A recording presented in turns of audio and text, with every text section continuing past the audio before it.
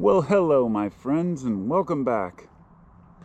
Another exciting episode from the park. Hear that sound?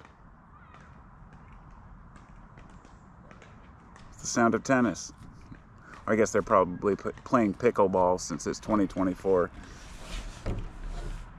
Judging by the speed they're hitting it, yeah, it sounds like it's pickleball. I don't do racket sports, so I don't know. Nothing against them. I think they're great. But I came down to this local park here and thought I would just sit at the bench here, make a video, talk about reincarnation, God, life, existence, all the things that I always tend to, meander into. But being spontaneous as they always are, who knows where it'll go. But as I sat down here to just kind of wait out traffic and relax for a moment, for some reason that thought occurred to me of that term, God made dirt so dirt don't hurt. But that was right after, well, I should say, are those the same people who came up with cleanliness is next to godliness? Because that was actually the first one I thought of. Cleanliness is next to godliness. And I was like, but God made dirt so dirt don't hurt. So really, what does that mean?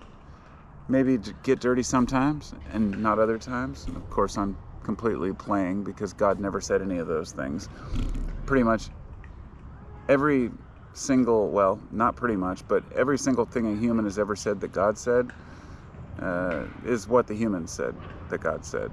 It's never been a direct message from what I would consider to be God, because God is all-encompassing, everything. It is what people would call the all, and it encompasses everything, every blade of grass.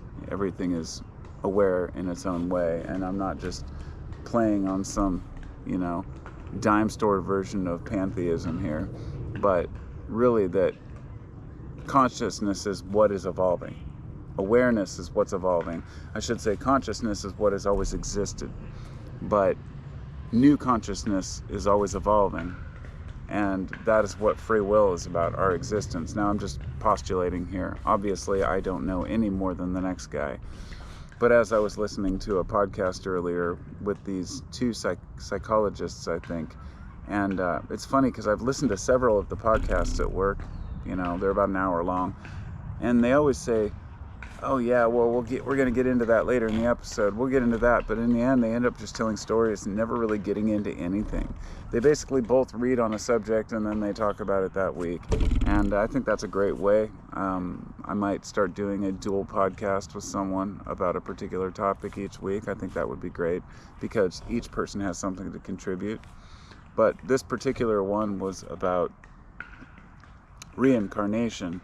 And they didn't get very far on it, but he started off with telling some of those stories that if anyone who's ever delved into reincarnation has seen the stories of, young 2-3-year-olds who start telling you that they were a Vietnam veteran and they remember the unit they were in and where they fought, or somebody who remembers working for a particular king in a particular village somewhere.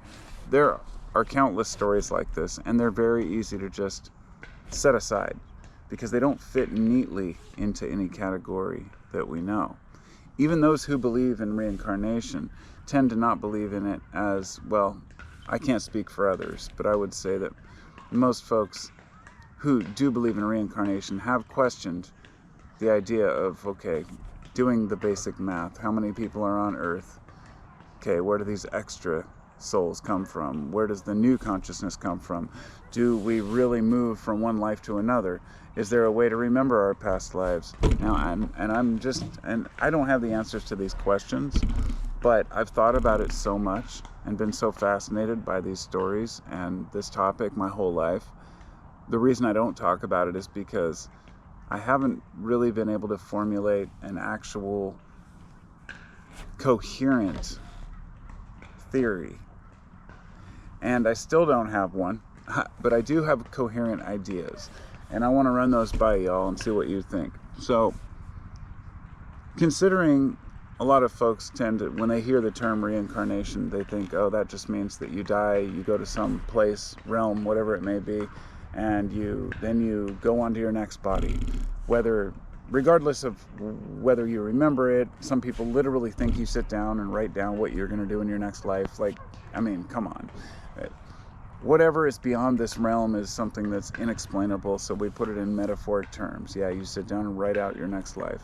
Some people claim they pick their parents. Some people claim that they remember picking their parents. I know people like this, and it makes you wonder, what do we really know about death? What about, if you combine reincarnation with near-death experiences, which a lot of folks just think, well, you're dying, you have hallucinations. This goes beyond that. This is when the brain's been deprived of oxygen for a long time, and yet the person is still formulating these wild, coherent stories that they come back to tell, which involve the people in the room while they were being operated on, even things that they couldn't have known about things going on in the next room. They claim they levitated out of their body. It's very difficult you can never prove these things, and you can never disprove these things. So you have to kind of decide whether or not they seem legitimate. And that's very hard to do with the basic structure of reality that we've created for ourselves, the paradigm that we live in, where if you say, oh, I believe in ghosts, you're crazy. Years ago, if people said they believed in aliens, they'd be considered nuts. But that's changed quite a bit. And I would imagine that a lot of these things will change, but only as new evidence comes forward. Now, that doesn't mean I believe in extraterrestrials necessarily. That's another discussion altogether about what we see, what we want to see, and whether or not there are beings out there that can manifest to look a certain way, or whether, if they are aliens, they've lived here forever. Maybe they live under the ocean. Maybe they really do come out of the mountains. Look, I've always been obsessed with the unknown, the mysterious, okay? The weird stuff, Bigfoot, aliens, ghosts, spirits, whatever you want to call them. And I've unfortunately been let down on a lot of this, in the sense that a lot of the things I wanted to believe to be true, I had to admit finally probably aren't. They're probably just made up stories, but that doesn't mean that they're useless. This also, even if they're not true, this enters the psychological realm of why people believe the things that they believe, and why we feel the way we feel, but also why different cultures throughout the world have similar experiences, but see different things and have different connections with different beings, And this has always fascinated me, whether it be over in Europe, having, people meeting up with gnomes, or over here it might be gnomes on a DMT trip, but that's something totally different. But over here it might be skinwalkers, right? Something like this. And who's to say that we aren't manifesting these things, right? But I'm off track already. This point is that there are a lot of weird things we don't understand, and reincarnation is one of the weirdest, in my opinion. And I've talked with a lot of Buddhists about this. I've talked with a lot of even Christians about this. Some people say no way, our souls go to heaven and that's that, or hell. Others say no, our soul reincarnates into another body. And I want to try to give this example as simple as I can. I don't know how to put it. Okay, so I don't believe that one person dies, their soul goes to a place, and then they reincarnate into another body. I don't believe that at all. What I do believe is that when you die, your consciousness may be, let's just say, I believe your consciousness becomes part of the ether. And a lot of folks think it dissolves and that your soul is separate from your consciousness, but I can't understand how that could be the case. In other words, unless every soul is completely identical, which kind of defeats the purpose of being unique souls, then that means that each soul has something unique to it, meaning that those unique characteristics can only exist because of lives lived, right? And if, let's just say, I think that when you die, your consciousness becomes part of the ether, and it can, when a person is born, they may take on several different consciousnesses as part of their own consciousness. It's hard to explain this. Some people who are more susceptible, I don't know what it is about their brains or their situation, maybe it's an experience they had, but they start to believe that they lived a different life before them. And I'm not saying they didn't, but I'm saying maybe it wasn't their life that they were living. If you consider our consciousness to be more like a signal that our brain receives than being produced completely by our brain, then you can see where I'm coming from here. You see, I don't think necessarily that our brains produce everything that we see, hear, feel, and touch, and that that's it when we die. I believe that we are picking up on various signals, call them vibes. It's a larger version of walking into a room and feeling a weird vibe. It's these vibes that are constantly sent to us that kind of direct us. Maybe it's the determinism part of life, but we also have our free will as individuals. I guess I can't get into that debate here, but that's because it goes nowhere. It doesn't matter whether we have free will or not. What matters is, who are we? Is this it? Is this the only life? People don't even want to know if God exists, or if even if they reincarnate isn't really the issue. The question for most people is, am I going to lose all of this when I'm gone? Everything I remember, all the experiences I've had. And if it's any solace, even if you don't, just know that you're adding more into the ether, for lack of a better term. You know, the all, the everything around us, that we're always adding to it. And if there's anything we're here to do, it's live experiences and create new things and ideas that others haven't done before. Because we are expressions of God, expressions of the divine, the whole. I'm not afraid to use that term God, because I do believe that there's a conscious being that inhabits everything. But I'm very cautious for people to be aware that I'm not talking about a guy in the clouds who's looking down on each individual, but rather something that comes not down from above, but up from within. That all of us are part of this experiment, and that we're not inferior. In fact, we are superior to a being that might be out there in a different dimension, let's say. In other words, living this 3D reality with the pains we have, as I was thinking earlier. Yesterday I was laid out, I had to take the day off of work because I had severe back pain from the day before. And I was like, this sucks, but thank God I have pain sometimes to remind me I'm human. But also, the pain keeps us from making it worse. And by having pain, it stops us from overexerting that part of our body and perhaps doing more damage. And I thought, why have I never considered mental pain the same way? Because they share the same pathways. And we have these wounds from the past that never heal because we're always picking at the scabs, right? I mean, the metaphors, they work perfectly with both types of pain.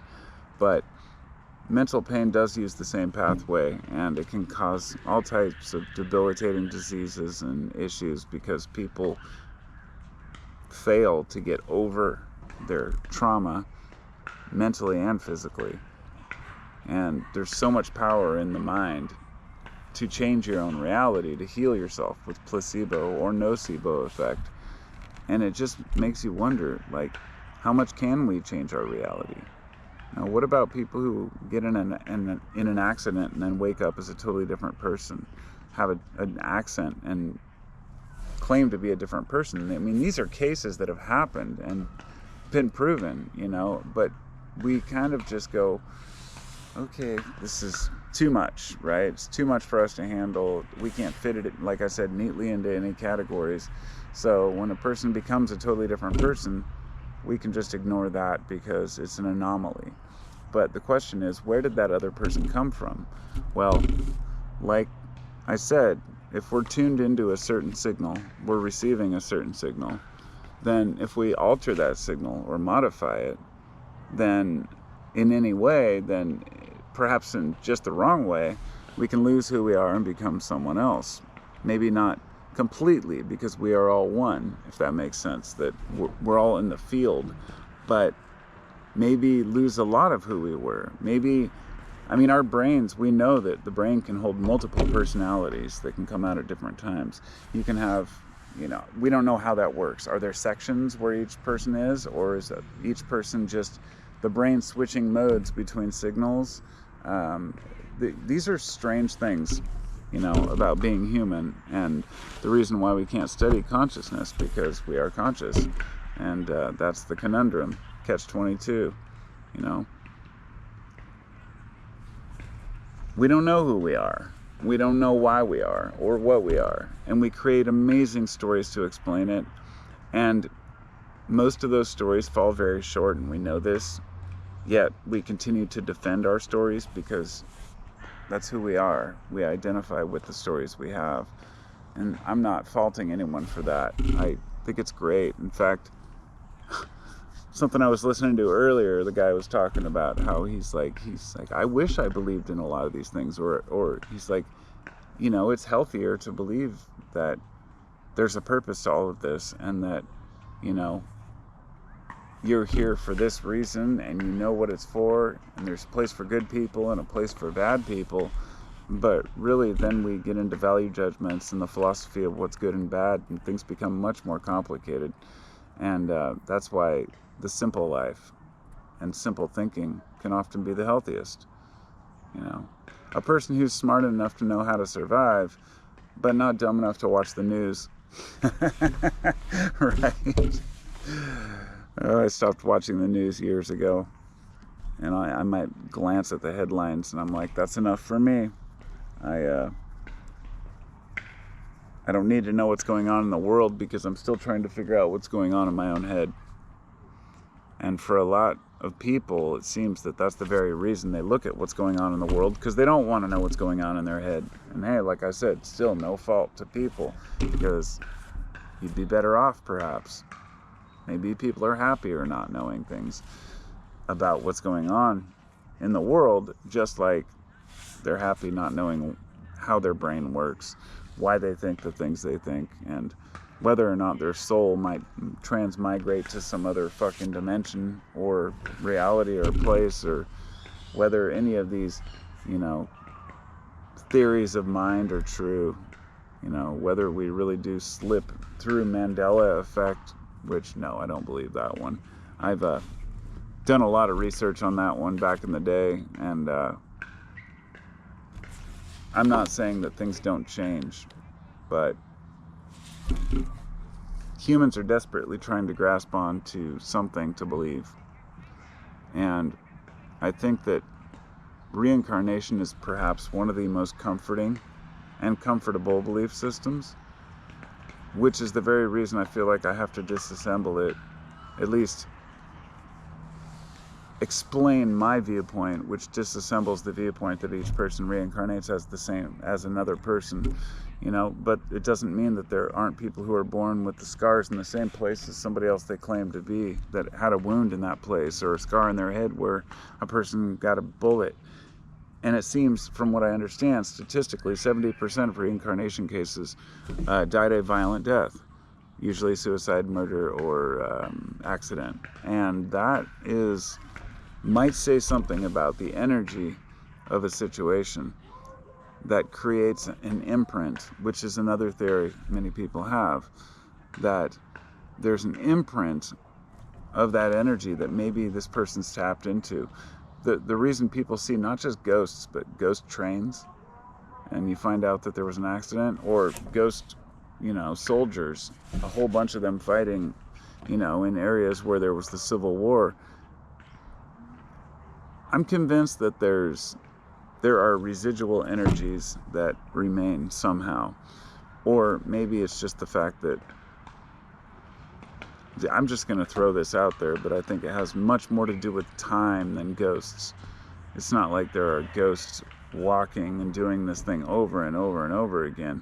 It's more like the energy imprinted so strongly that time becomes irrelevant in that area, if that makes sense. I don't know. Maybe it fades over time. Maybe it doesn't. Maybe it's something that's just, some of the most intense recent cases are the ones that really get recognized. And perhaps maybe the people who die the most violent deaths are the ones that people tend to pick up on and believe that they are the reincarnation of. And perhaps, and this just popped into my head, so I gotta say it, maybe that's why so many people claim to be the reincarnation of somebody who was famous or well known.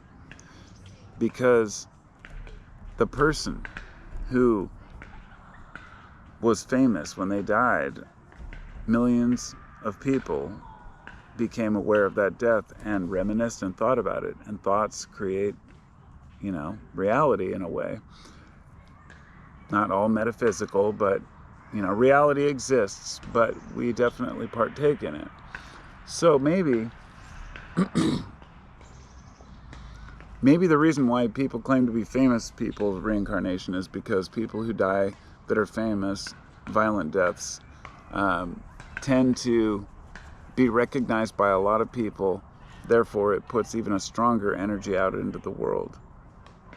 Why has nobody seen Jerry Garcia walking around yet? I'll tell you why. Because he didn't have unfinished business. That's one of the final aspects to talk about. Most of the folks who either figure out that they're reincarnated or that claim to see ghosts or talk to ghosts say the same thing, that there's unfinished business.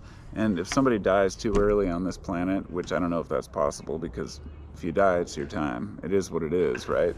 But maybe there's a glitch in the matrix, right? Maybe you did need to complete something. Maybe you are sent back. There's so many people who say they went to heaven and then they were sent back because they had shit to do. Who am I to tell them that's not true? Nobody. I don't know shit. I'm just a guy sitting at a picnic table at a park talking about the existential risk of life. Life has always been an existential risk because by being born, you're going to die. It always reminds me of that Ozzy Osbourne line, as soon as you're born, you're dying. Just always comes into mind because it's so obvious and so simple. Yeah, we know. Thanks for reminding us, Ozzy. So that about sums up today's discussion. I suppose I've said enough. And yet not enough. Not nearly enough. Because there's so much we can learn about each other through talking about these things. I think a lot of people are afraid to talk about things like reincarnation because either A, they're too logical and they think that they would be frowned upon by their, logical, intelligent friends. Or B, they're too religious and they're afraid that their religion would frown upon them. And then there's people who claim they totally understand reincarnation. And yes, absolutely, you die. I mean, look, I could get into the stories of how, the Buddha picks their, next in line,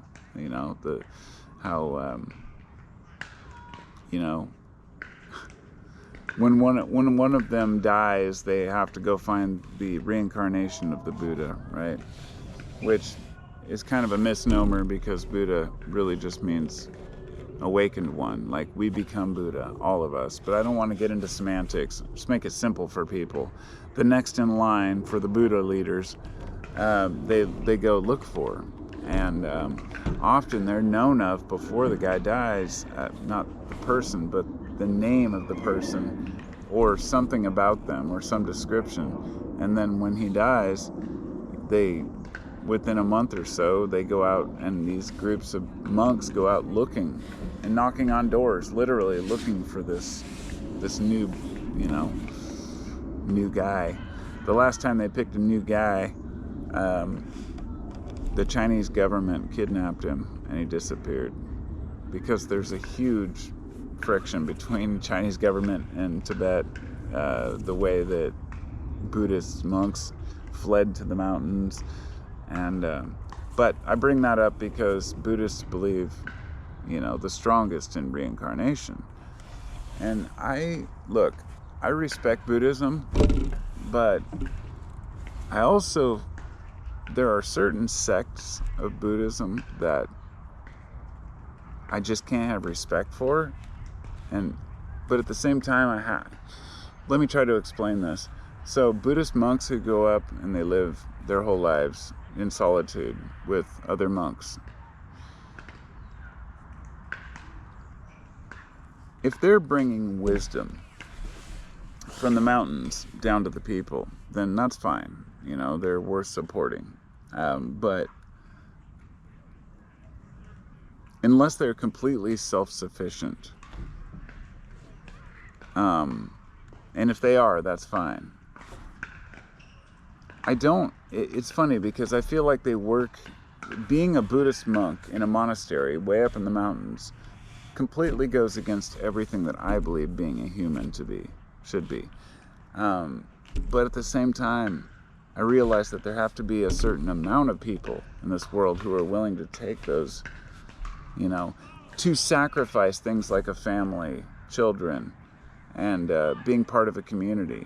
They're even people they don't know, not just other monks, but really just being in service to God, being in service to their fellow man.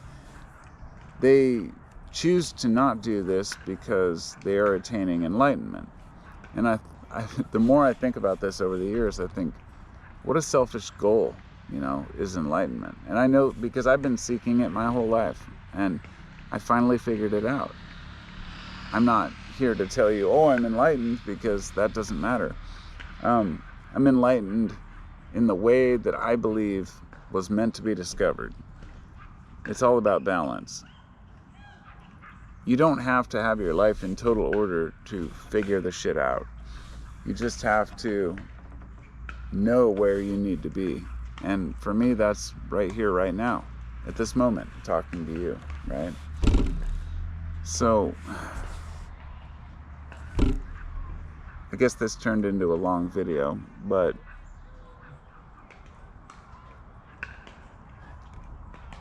I'm not chastising monks.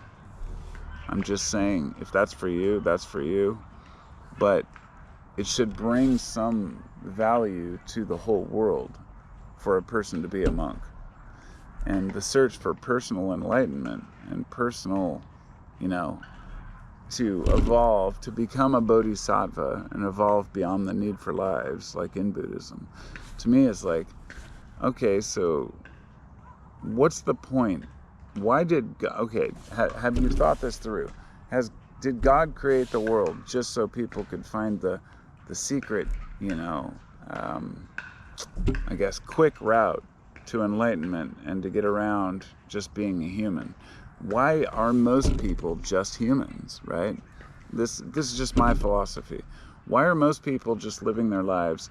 And why is the world set up to where only a person who really seeks these mysteries can find them? Does that mean that it's a riddle that we're supposed to solve? Or does that mean maybe some people have found these answers, they can relay them and share them with other people, and that most people are better off just living a very simple life? Do some gardening, do some sewing, do some cool shit, create something new. Just be an individual. I don't know. I guess talking shit about Buddhist monks will never be in style, right? But you get what I'm saying. In fact, as an example, Buddhist monks, all you have to do is look at what happened in Myanmar. So they had a huge influx of immigrants from the Middle East. They started their own culture. The Buddhists didn't like it, and they started attacking the villages and the homeless encampments, or not homeless encampments down there. They're just called refugee camps. We basically have lots of little ones throughout the U.S. And, we don't call anything what it is anymore. It's like George Carlin talked about soft language. Retarded is mentally challenged. Black has become African American. And I just thought about this earlier because that's a 7-syllable change from black to African American. And if you ask most black people, they don't care if you say black people. It's mostly others who are offended on their behalf.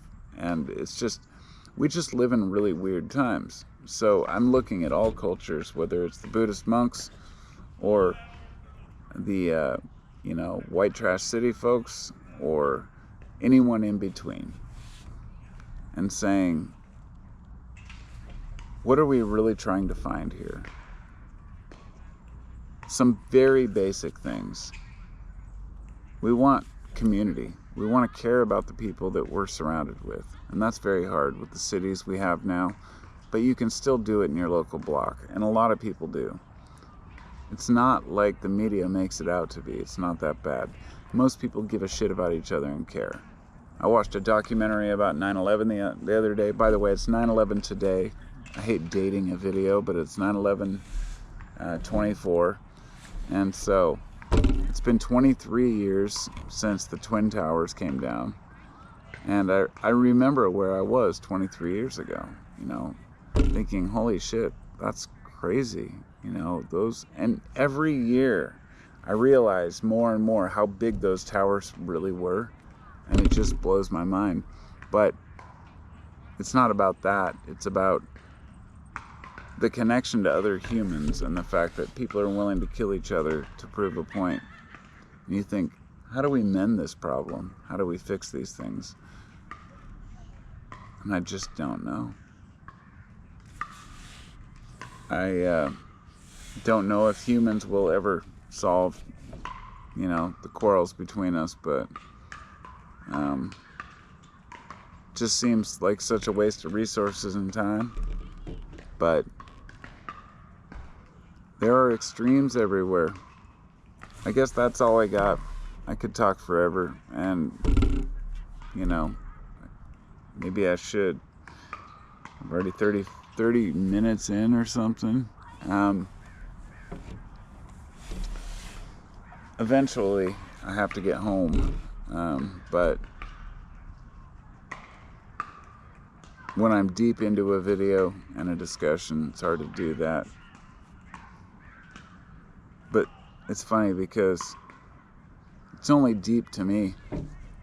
There might be a few hundred views on this. Most people will probably think I'm rambling, and I am, but how important these things are to understand, the basic differences in human groups and social institutions and belief systems, and how silly it is when we step back and realize that I don't know who I am or where I'm from, other than this life, this human. And if there is something deeper like reincarnation, I'm doing the best I can to remedy my bad karma for the past life. But generally I'm a happy person, so I guess I didn't do too bad. Anyway, anyone who watched this long is probably a regular viewer. If you're a new subscriber and you made it this long, congrats. I appreciate you. Now you've earned the right for me to sell you on my podcast, which is called 15-Minute Free Thinking. And you can find that on all the platforms. Also, thank you to my patrons.